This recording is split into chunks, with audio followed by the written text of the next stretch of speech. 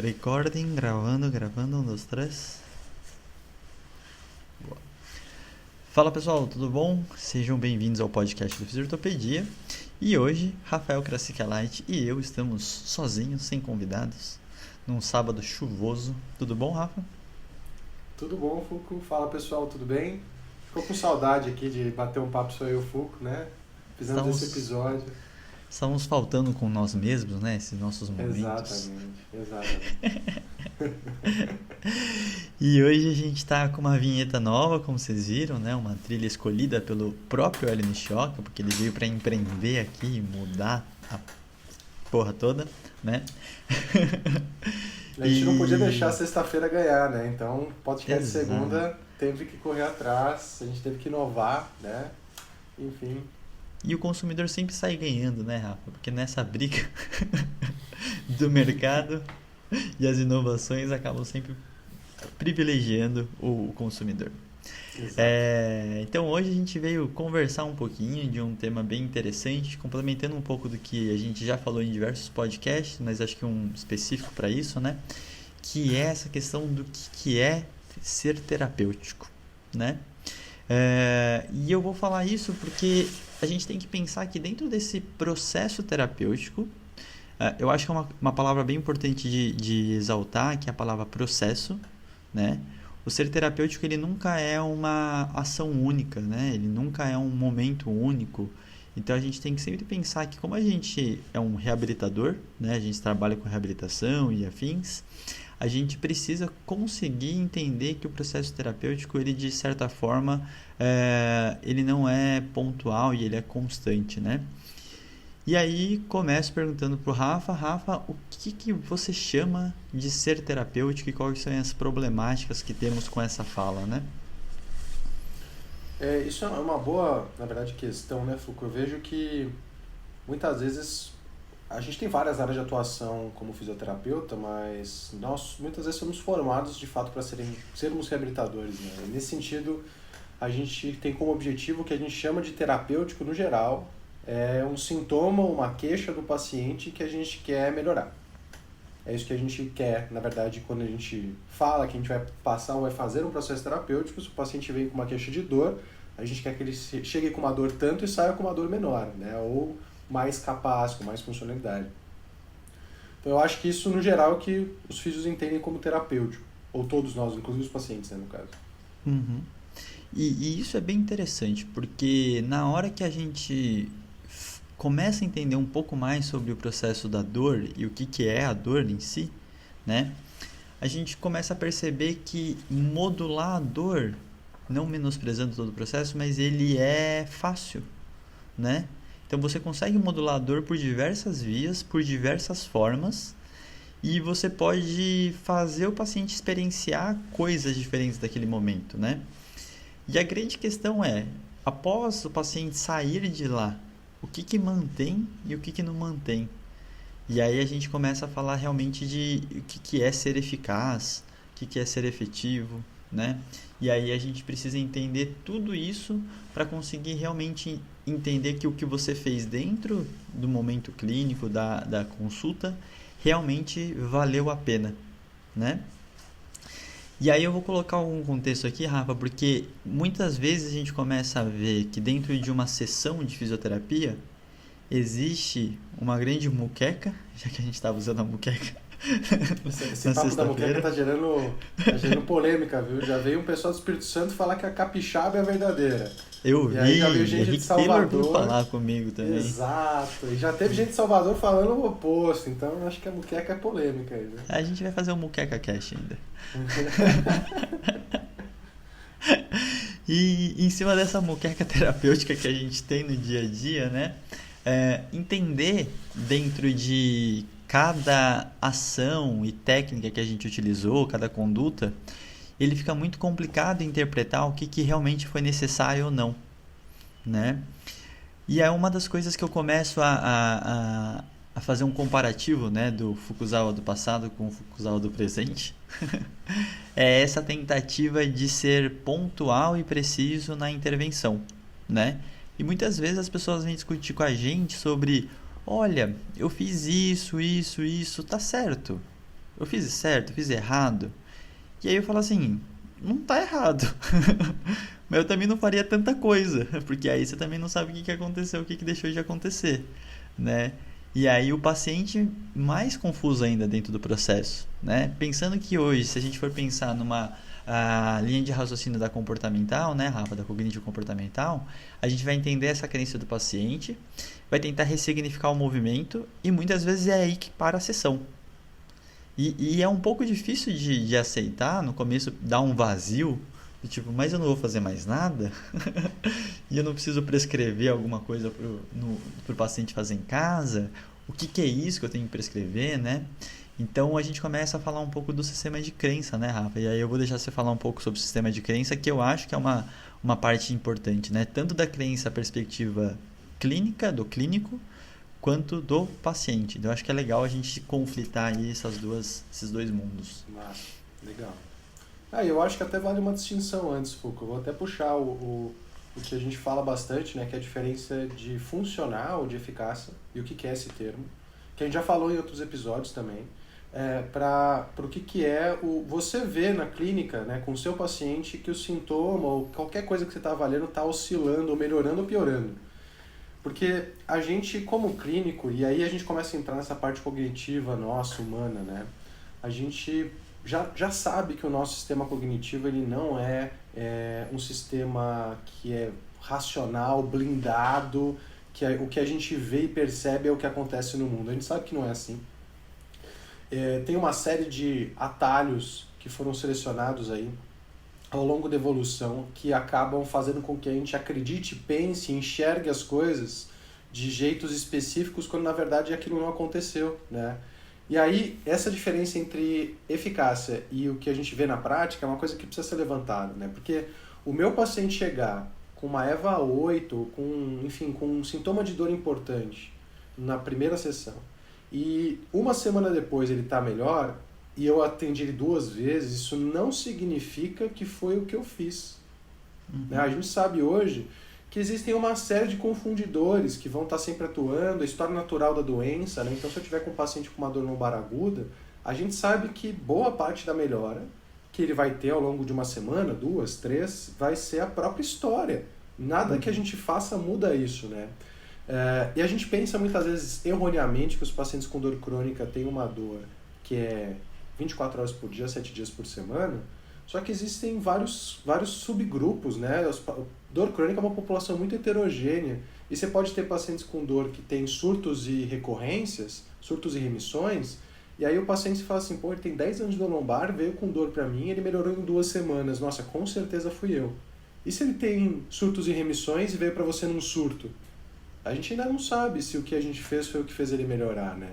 Então existe essa diferença do que a gente vê, né, do que de fato a gente sabe que funciona numa terapia. E eu acho que vale a gente trazer essa discussão antes de falar sobre sistema de crenças, que é o que é eficácia de novo. Acho que, se eu não me engano, um dos primeiros episódios que a gente gravou foi de prática baseada em evidência com o Igor, né? Mas eficácia é o resultado de estudos clínicos, normalmente, né? A gente infere isso a partir de ensaios clínicos randomizados. E a ideia, quando você fala que algo é eficaz, não é falar que você tem uma bala mágica na mão que cura aquela condição. Mas é falar que, em média, as pessoas que são submetidas àquele tratamento, em média, elas melhoram um tanto, e que você tem que tratar um número X de pessoas para que uma pessoa melhore, né? Você fala que um remédio é eficaz para diabetes, por exemplo, ele vai melhorar um tanto as pessoas, em média, que tomarem aquele remédio, você vai precisar, às vezes, tratar 10 pessoas para que uma tenha esse benefício. Então, isso é eficácia.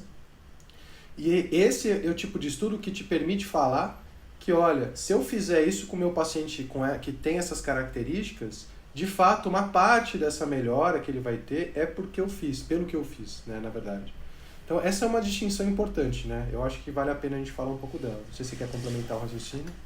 Eu acho que é sempre importante pensar que quando a gente está fazendo esse tipo de discussão, ela é um processo de refinar o que acontece na nossa prática clínica, né?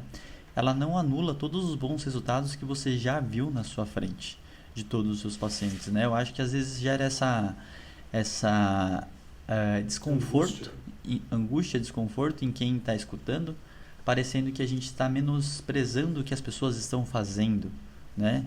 isso de forma nenhuma, porque isso também é o nosso processo durante o nosso atendimento, né? Então a gente também tem toda essa blindagem para tentar diminuir o máximo o quanto que os confundidores estão interferindo no meu resultado, né?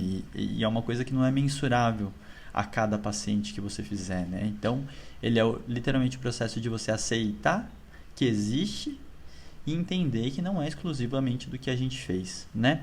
E aí eu vou até complementar antes de você falar do sistema de crença, que eu uso muito esse exemplo em aula de prática baseada em evidência sobre a diferença do que é ser gostoso, né, agradável, e aí você vai ter diversas coisas sobre bem-estar, por exemplo, né, que você pode ir num spa, ser delicioso, tomar um banho numa banheira, uma massagem, né?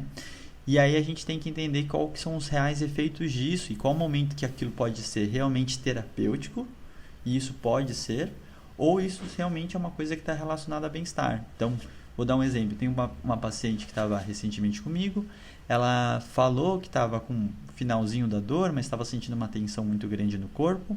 Ela foi numa massagista e ela literalmente saiu de lá muito mais confortável, mais leve, afins, e a dor dela continua lá. Então, dentro do processo de desfecho tensão, né, e estresse e afins, aquilo pode ter sido terapêutico e aliviou aquele sintoma que ela estava sentindo, mas não relacionado à queixa da lombar, que é o que estava sendo tratado. Então, muitas vezes, quando a gente sai fazendo liberação miofacial, bem entre aspas, em todo o corpo do paciente, em toda aquela área, um dry needling aqui, um foam roller, várias dessas técnicas, acaba tendo um pouco dessa confusão, porque o paciente vai sentir um conforto após a aplicação dessa técnica, e se eu não entender muito bem o mecanismo do funcionamento dessas técnicas, você muitas vezes acaba se confundindo. E você fala assim, não, eu já fiz, já liberei, já fiz tudo o que tinha que fazer na região, e o paciente relatou melhora na hora, mas depois ele sempre volta igual, né? Então, eu acho que é bem essa questão do que é gostosinho e o que é realmente terapêutico, né, Rafa? Então, agora pode complementar. E se você fez isso, para o paciente quer dizer que aquilo era necessário, né?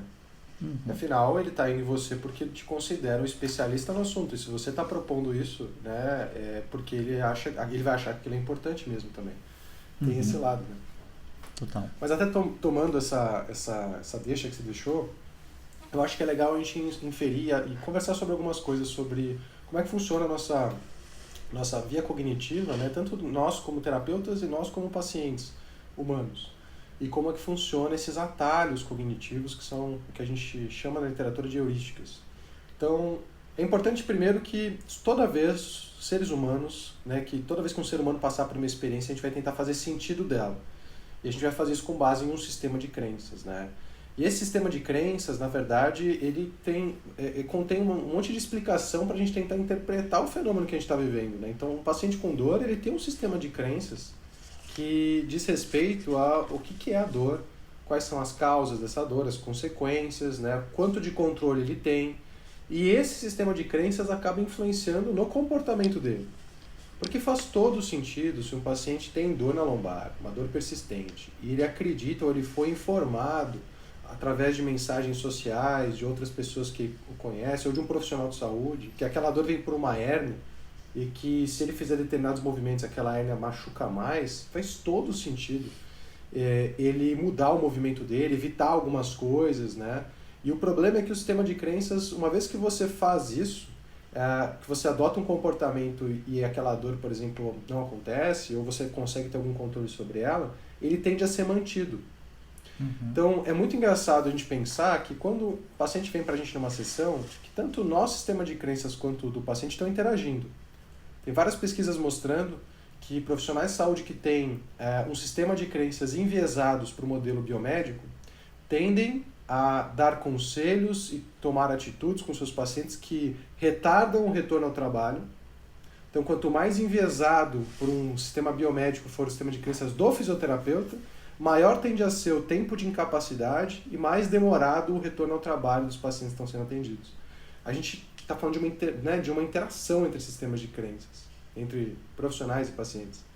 E só para a gente colocar um caso na roda fica mais fácil. Vamos pensar que chegou um paciente com uma dor lombar aguda. Esse paciente ele já vem com um sistema de crenças da sociedade, experiências prévias que ele tem sobre o que é aquela dor e o que ele tem que fazer. E o fisioterapeuta, o profissional de saúde, também tem o seu próprio, né? E é interessante porque a gente vai influenciar o sistema do paciente e digamos que ele tem uma dor lombar aguda que tem uma história natural favorável. É um prognóstico de melhora dentro de 4 a 6 semanas em 90% das pessoas. E aí você dá uma explicação para esse paciente, você realiza uma técnica de terapia manual, por exemplo, dá uma explicação sobre algo estrutural que está acontecendo na lombar dele. Esse paciente sai melhor, momentaneamente, porque a gente sabe que, por exemplo, uma terapia manipulativa tem um efeito de curta duração. E esse efeito de curta duração acabou de reforçar em você a crença terapêutica de que de fato existe algo estrutural e que você consegue, através da sua técnica, mudar isso. E no paciente que sofreu uma baita explicação, tinha um super receio do que poderia estar acontecendo, acabou de passar por uma técnica manipulativa e apresentou alívio de sintomas. A mensagem que ele vai sair dali da sessão é falar, nossa, aquele cara tirou com a mão, literalmente, a dor. Né? E aí ele vai começar a adotar comportamentos condizentes com isso. Né? Então, por exemplo, se toda vez que dói ele recebe uma explicação de que algo estrutural aconteceu, uma vértebra acabou se deslocando de leve, ou, enfim, né, alguma coisa está errada na região, toda vez que ele tiver dor, automaticamente ele precisa do terapeuta. Né? Ele não tem nenhuma autonomia para lidar com aquilo. E esse sistema de crenças pode ir até mais longe, ele pode começar a identificar quais os movimentos que geram dor e assumir que aqueles movimentos se geram dor, é porque eles tiram a vértebra do lugar, e ele pode ou deixar de fazer esses movimentos, porque são afinal perigosos, ou, inclusive, ele pode achar novas formas de fazer esse movimento, e isso pode se desdobrar de uma forma, e esse é o problema do nosso sistema de crenças, né?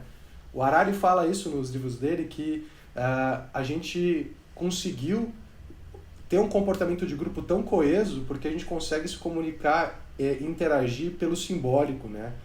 Então, ele até brinca, você nunca vai conseguir colocar 50 mil chimpanzés no Maracanã. Não imaginei a cena, ia ser algo estranho. Mas você consegue colocar humanos, porque eles estão se comportando... Você acabou de fazer a gente imaginar a cena. Eu também imaginei. Mas você consegue colocar humanos, né? Porque a gente se comporta por algo simbólico, intangível, e a gente consegue manter muitas pessoas se comportando por isso. Então, o nosso sistema evoluiu para dar por vários motivos, né? Mas principalmente por conta dessa seleção de grupo.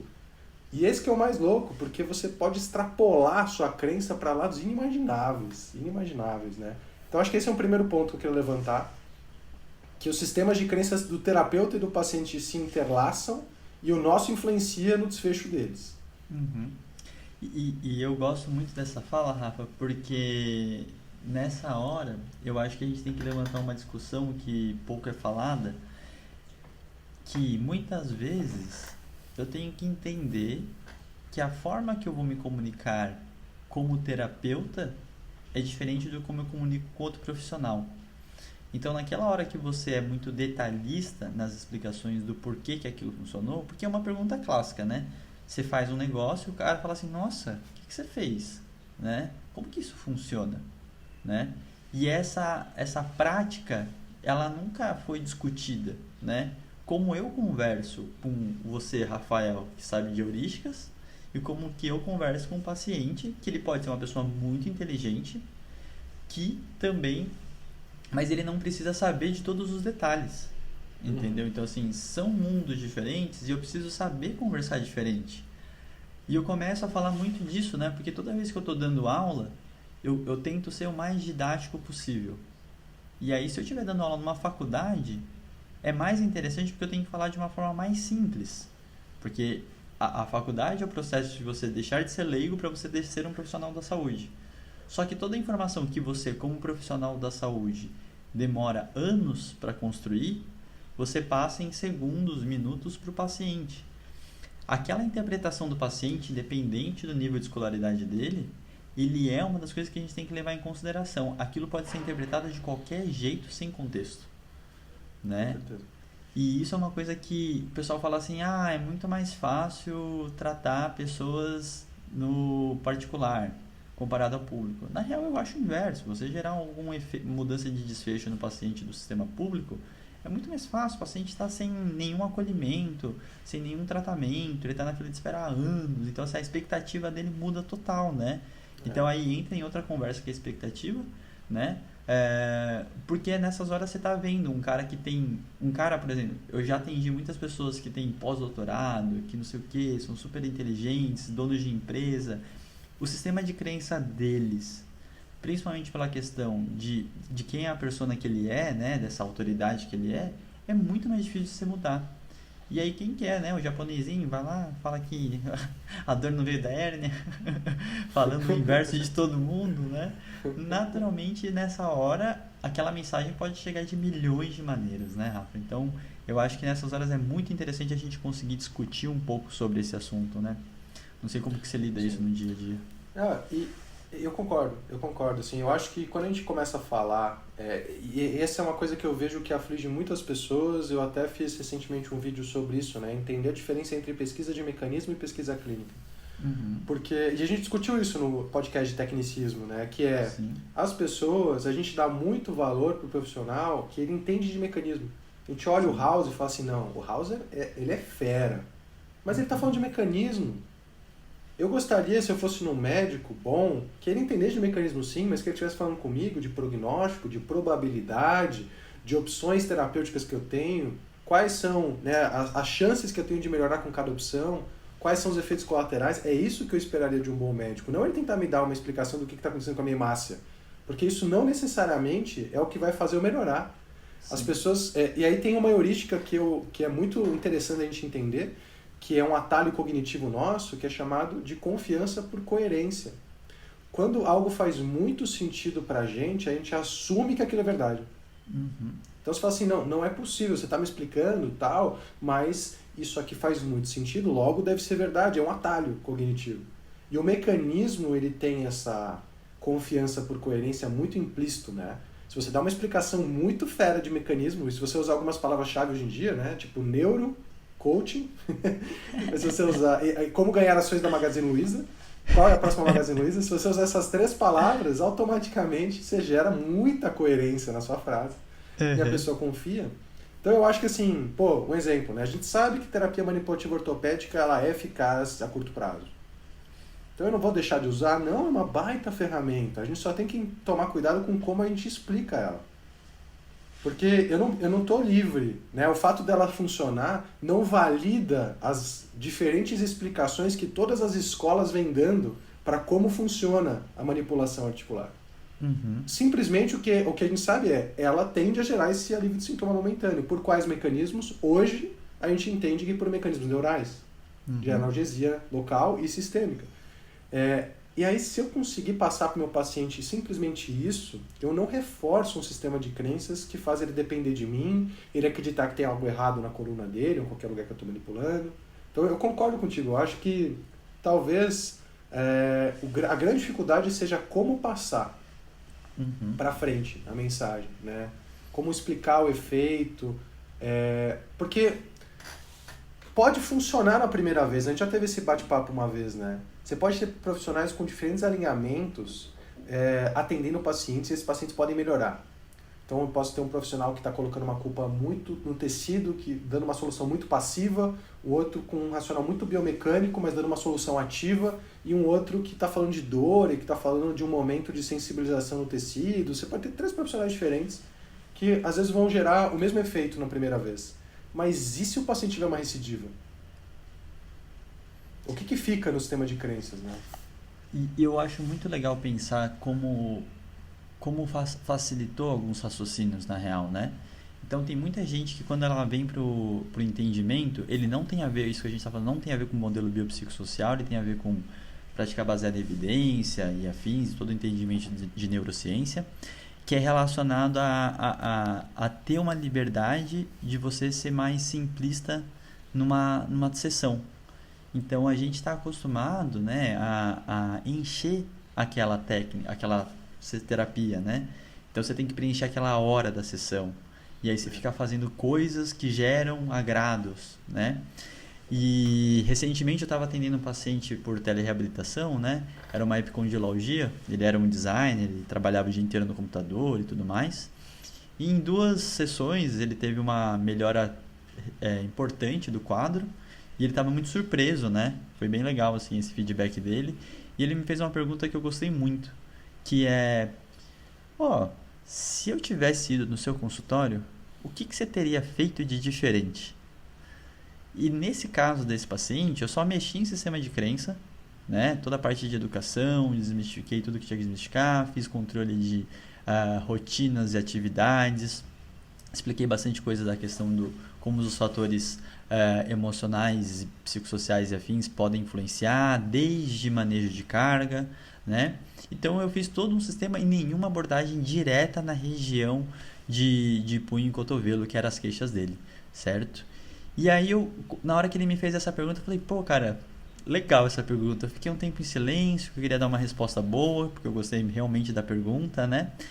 E aí eu pensei no que eu realmente faria de diferente. Foi uma parte legal, porque eu falei assim, cara, quer saber? Bem sincero, já que você já confia no meu trabalho aqui, provavelmente eu teria passado um monte de exercício específico para, literalmente, fiz entre aspas, você sentir que eu estava tratando aquela região. Ia fazer alguma questão de terapia manual, um ultrassom, um exercício de isquemia que eu gosto bastante de fazer em epicondiologias e afins. E aí eu comecei a falar, né? Mas você vê que não precisou. Então, assim, provavelmente se eu fizesse aquilo com ele, teria funcionado. Mas provavelmente teria sido um efeito maior naquele momento, que talvez sustentasse menos. Então, talvez eu teria mudado até a régua dele do que é ser eficaz ou terapêutico dentro do processo.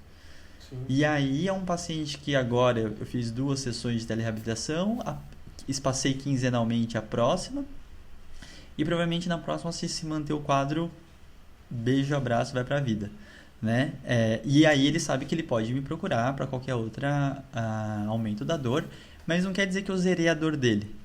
Quer dizer que eu dei o manejo para ele, eu dei a autoeficácia, mas o que eu quero mostrar desse caso é a simplicidade do que foi feito, né? Então é um processo de você conseguir dar autonomia para ele, ele conseguir entender que todo aquele ambiente e contexto dele interfere diretamente, né? E eu tô falando de um quadro de dor que o moleque ele já é formado há quase 10 anos e ele teve o início da dor foi no começo da faculdade, que foi quando ele começou a ter um aumento de uso. E ele já tinha feito várias fisioterapias, vários médicos, vários remédios que ele já tomou. Então, assim, a gente não está falando de um paciente que é a primeira queixa.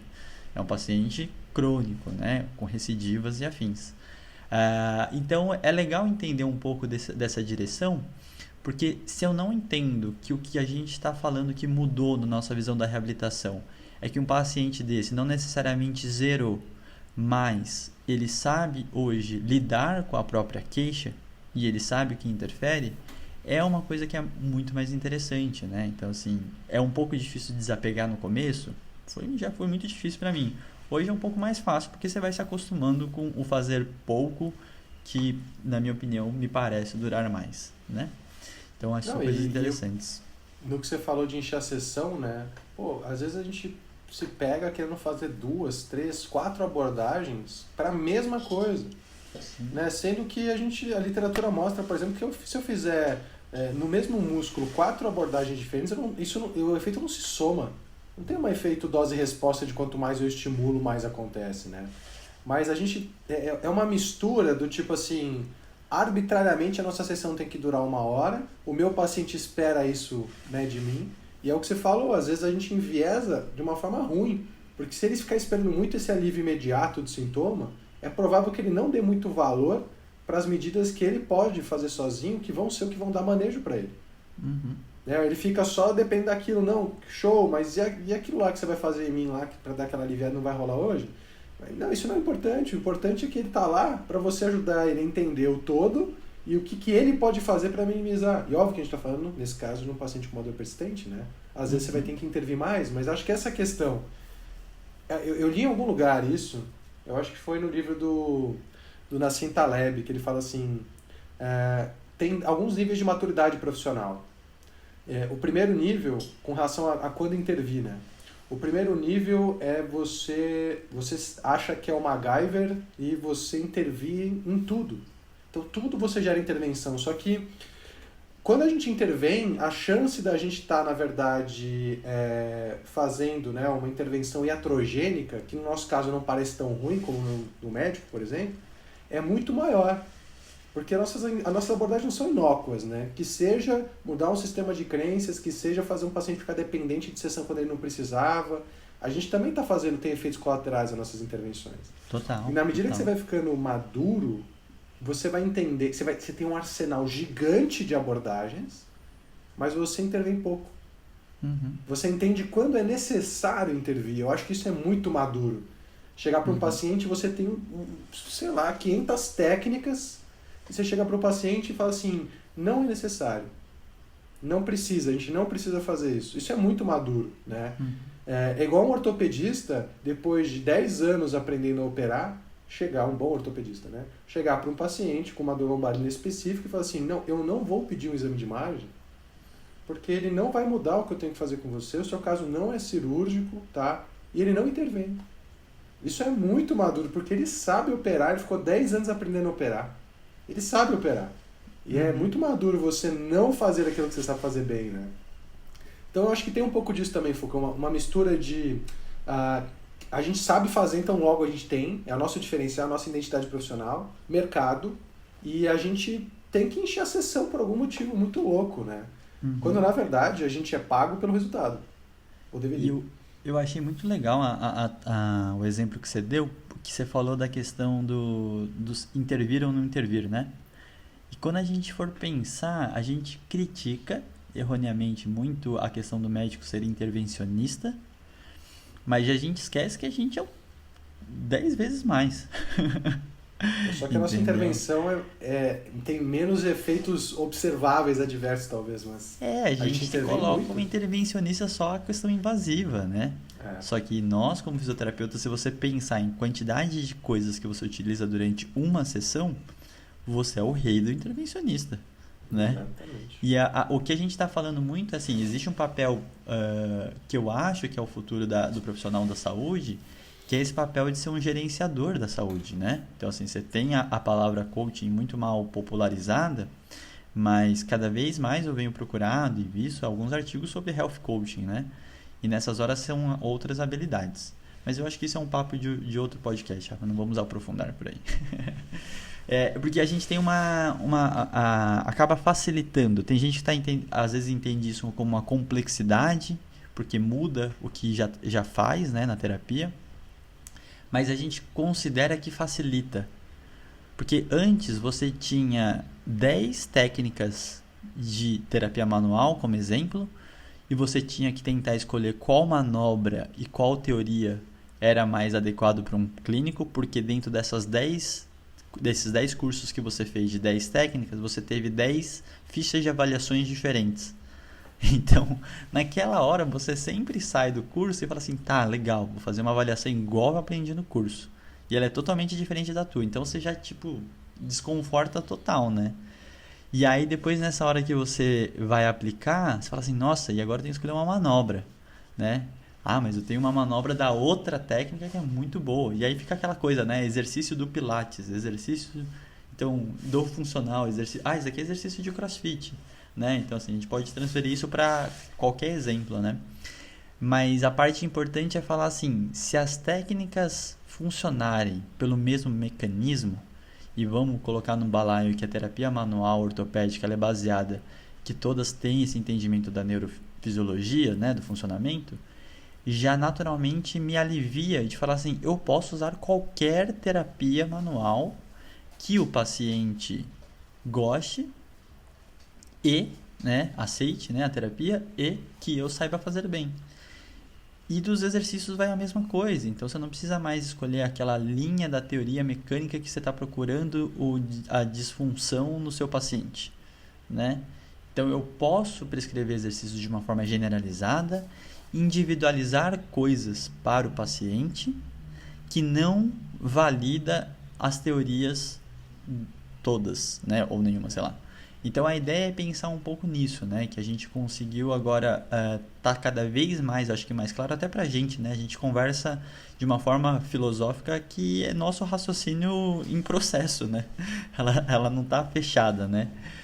Mas a gente está tentando tentar simplificar o nosso entendimento que a gente está tendo também do momento. Provavelmente a gente grave daqui a um ano algo parecido e saia diferente, né? Com certeza. Espero que sim, espero que saia. Esperamos que sim e embasados, né, Rafa? Não, mas esse é uma coisa muito legal, Foucault, que você traz, porque assim, eu venho percebendo isso e acho que o podcast passado sobre tecnicismo deixa isso muito claro, né? A gente está começando a entender através de quais mecanismos as nossas abordagens funcionam. E a gente está começando a ver que a gente deu vários nomes diferentes, encaixotou de formas diferentes, vendeu em pacotinhos diferentes, deu explicações diferentes para coisas que são a mesma coisa. Uhum. Então, convenhamos, o que a gente sabe hoje, em termos de mecanismo e ciência moderna da dor, osteopatia, quiropraxia, manipulação ortopédica, Maitland, Mulligan, são diferentes nomes para a mesma coisa. O Pilates, Motor Control Training, fortalecimento e exercícios gerais são nomes diferentes, com explicações diferentes para a mesma coisa. A grande questão é como eu individualizo e a gente saber que existem, começar a entender que existem sim abordagens que atuam por mecanismos diferentes. Se a gente souber entender isso, a gente consegue individualizar de uma forma melhor e muito mais simples isso, e não ficar perdido, que não só tem esse raciocínio, eu tenho 10 e aí qual que eu uso? Mas eu tenho 10 e saem 2 novas por mês. E aí são 2 a mais por mês de técnicas que eu tenho que entender o raciocínio. Não tem não, é a mesma. É só uma forma diferente, E aí, se você estiver bem com isso, você precisa saber fazer muito bem, 1 ou 2.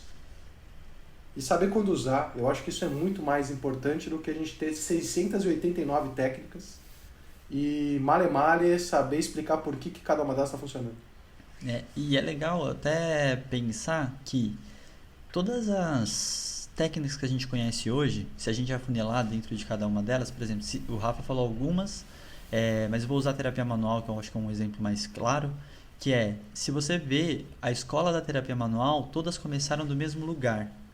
Aí esses caras tiveram a mesma escola e eles começaram a ramificar com entendimentos diferentes que cada um foi tendo conforme os estudos e aprofundamentos, Então é aquela coisa, eles pegaram uma base inicial, começaram a cada um modificar do seu jeito, criando as suas próprias teorias. E a gente não está falando se elas estão certas ou estão erradas, não é essa a questão. Mas é pegar que elas vieram da mesma fonte, beberam da mesma água, E aí nessas horas que elas foram formando, as outras escolas, aí elas começaram a se prender dentro das suas teorias, E aí eu vou pedir para o Rafa explicar, porque eu acho que isso é uma coisa que não é tão claro para todo mundo, qual que é a diferença de teorias e mecanismos. Porque na hora que você está falando como funciona dentro de uma escola, você tem teorias do funcionamento, E o mecanismo do processo são outros 500, Então acho que é legal esclarecer isso, Rafa. Tá. Bom, em ciência, basicamente, a gente tem uma distinção entre modelo e teoria, Um modelo, normalmente, é um momento onde aquela área da ciência, com base no que ela entende, ela propõe uma explicação para o fenômeno. Então, ela propõe uma explicação do porquê dói, ou do porquê os pacientes melhoram quando eles são submetidos à manipulação, por exemplo, ou uma terapia manual. Isso não quer dizer que aquilo de fato acontece, é só uma forma da ciência colocar o que ela sabe numa pergunta que vão levantar hipóteses e ela vai respondendo essas hipóteses avançando.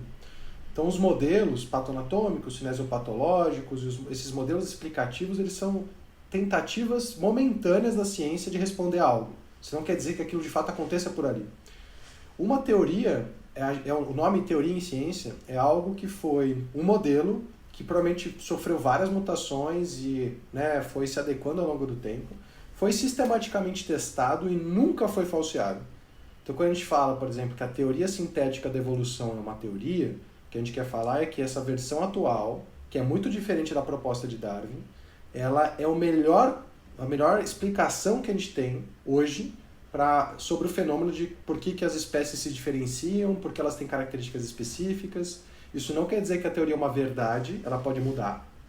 Mas até o momento ela nunca foi falseada, então ela é o nosso melhor modelo explicativo. Então, quando a gente chama de teoria, na verdade é isso. Grande parte do que a gente chama de teoria são modelos. E o mecanismo de ação, no geral, é o que a gente quer investigar, por exemplo, assim, Eu posso falar que a terapia manipulativa funciona, uma manipulação, um trust funciona, e dar uma explicação mecânica, dar uma explicação de fáscias, dar uma explicação de cadeias. Eu estou tentando propor explicações com base em modelos. O que a gente entende hoje, quando a gente fala que o modelo que explica o mecanismo daquele efeito são efeitos neurais, né? Quer dizer que todos esses modelos não conseguiram se sustentar para explicar por que a terapia manual funciona.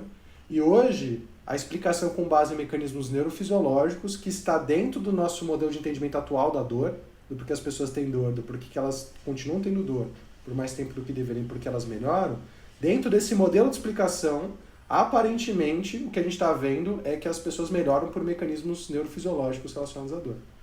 Então, assim, tem uma discussão grande, uma confusão muito grande, porque muitas vezes a gente, como clínico, pega um modelo que já foi ultrapassado, mas porque ele faz sentido, a gente se apega a ele. Né? Então, eu entender que a dor ela é uma representação de uma lesão é um modelo patoanatômico, ele já foi falseado. Se ele foi falseado, ele já não serve mais para a gente tomar ele de base, nem para entender o que está acontecendo com o paciente, nem para a gente planejar o que vai fazer com ele. Ele foi só um momento que a ciência propôs algo para investigar e passou. Só que a gente, como clínico, pega esses modelos e sai raciocinando em cima deles porque eles fazem muito sentido. E aí, se eles fazem sentido, a gente confia neles, né? Então, tem uma diferença muito grande, de fato, entre modelo, teoria e principalmente na explicação do porquê funciona. Boa parte das vezes, os clínicos se apegam a modelos para explicar por que funciona. E não quer dizer que funciona só porque o paciente alivia ou tem um alívio de sintoma, ou porque aquela técnica é eficaz, não quer dizer que aquele modelo explica. São coisas diferentes mesmo. Muito bom, muito bom. Eu acho que é isso, gente. Deu aqui nossos 40 minutinhos, pra gente também não se estender muito. Eu acho que tem algumas coisas bem importantes. Isso aqui foi um podcast bem mais filosófico, né? Então, a gente gosta muito dessas conversas, porque ele clareia nosso entendimento, né? A cada vez que a gente explica isso, eu acho que ela sai com alguns detalhes diferentes que vão fazendo diferença nesses next steps de como que a gente vai raciocinar, escolher alguma coisa. Então não entendam que a gente já entende. Isso é uma das coisas mais importantes, tá? Que a gente usa essa via de raciocinar, pensar alto. A gente pensa em alto e tenta massificar esse raciocínio, né? Então acho que a gente tem isso, né, Rafa? De tomar cuidado das interpretações de tudo que a gente conversou, tomar mais cuidado com as generalizações, né? E principalmente com as explicações, né? Então, por todas as direções. Então, por favor, faça seu fechamento, palavras de esperança, luz e paz. Eu acho que esse raciocínio que a gente está levantando, na verdade, ao longo do tempo, ele me trouxe muito mais clareza no raciocínio e muito mais direcionamento do que o oposto. Porque, por exemplo, né, quais são as vantagens que eu vejo da gente pensar e olhar dessa forma, né? Olhar que a gente como clínico, porque um paciente piora, não quer dizer que foi algo que a gente fez necessariamente, porque ele melhora não quer dizer que é algo que foi a gente que fez, que o que a gente enxerga não necessariamente é o que está acontecendo e que a gente tem que se embasar em ciência, né? O que isso me trouxe de benefícios? Primeira coisa é entender que sempre que uma explicação de mecanismo fizer sentido, a gente vai confiar nela. E aí a gente tem que tomar muito cuidado, né, com essa coisa de a gente ter 30 métodos diferentes explicando para o mesmo paciente com dor lombar síndromes diferentes que vão causar aquela dor e tratamentos diferentes. Isso é impossível. Começa por aí, é impossível você ter essa diversidade de abordagens com explicações diferentes e abordagens diferentes. A probabilidade maior é que elas estejam, se elas funcionarem, é que elas estejam atuando por uma mesma via. E você assumir isso é tranquilizador. Você entender isso, entender o que você tem na mão, é tranquilizador nesse sentido. Então, primeiro, eu acho que me limpa muito a necessidade, o raciocínio, né, de o que abordar, entender onde usar o conhecimento de mecanismo, né, e como usar. E eu acho que uma segunda coisa que me traz muito conforto ao aplicar a ciência na prática é entender, porque a gente sempre usa o lado bom, né, do tipo, o paciente melhorou e eu acho que fui eu. Mas tem muitos casos onde o paciente não melhora ou ele piora. E aí você pega um paciente com uma dor neuropática que não melhora na mesma proporção, se você tiver um raciocínio pautado em evidências, você começa a entender que o prognóstico de uma dor neuropática é diferente de uma dor não neuropática. E que ele pode não estar piorando ou não melhorando por algo que você faz ou deixa de fazer, mas porque é o esperado. Então, eu vejo que esse raciocínio como um todo, ele parece super complexo, mas na verdade o que ele exige é uma desconstrução profissional e uma postura muito diferente no dia a dia clínico, né? Uma postura de assumir que a gente não é um mecânico que está lá para achar a peça desparafusada e consertar aquilo. A gente, de fato, é um profissional de saúde que tem uma função muito mais de gerenciar a saúde, intervir quando necessário, mas, na maior parte das vezes, dar as ferramentas para os próprios pacientes entenderem o que eles têm e o que eles precisam fazer para lidar com aquilo. Eu acho que, para mim, essa é a maior revolução, né? Em vez de ser MacGyvers cada vez mais especializados, que a gente tem que entender, extrair o que aflige o paciente e dar ferramentas para ele lidar com isso sozinho. E esse raciocínio todo, né, entender como a nossa mente funciona, como a nossa cognição funciona, o que a ciência tem para nos oferecer, nunca uma verdade absoluta, no melhor das hipóteses, né, uma luz sobre o caminho que parece melhor. Isso tudo hoje me é muito reconfortante. Tira um peso de mim gigantesco, né, de que eu sou obrigado a ter resultados sempre e de que eu tenho que, a qualquer custo, consertar, achar uma causa e resolver o problema. Então, enfim, né, eu acho que para mim trouxe muito mais coisa boa do que confusão, pensar dessa forma como a gente filosofou hoje. Exatamente. Gente, agradecemos com todo carinho, coração. Fiquem em casa e nos vemos no próximo episódio. Valeu, pessoal. Valeu, Rafa. Falou, Beijo. até mais, Falou. gente. Tchau, tchau.